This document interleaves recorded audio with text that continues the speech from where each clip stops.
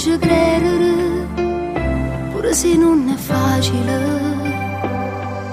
Chi stocchia già stanno rintanni.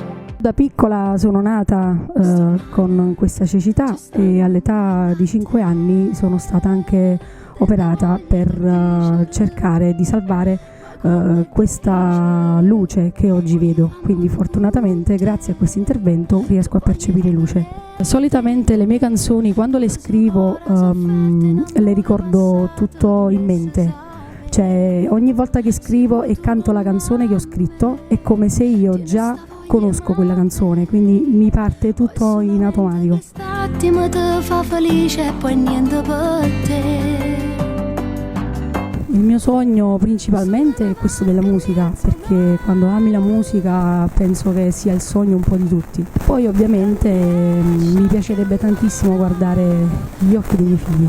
Io scrivo l'amore e oggi ho scelto di raccontare la mia storia perché oggi si sta parlando tantissimo della nostra Napoli brutta, come soprattutto per la musica neomelodica. Ho scelto di dirlo perché penso di essere un buon esempio per la società. Anche io mi ritengo una cantante neomelodica e questo io mi ritengo sempre di essere cantante neomelodica, non solo quando mi conviene o meno. Io sono cantante neomelodica, sono questo, scrivo l'amore e scrivo musica.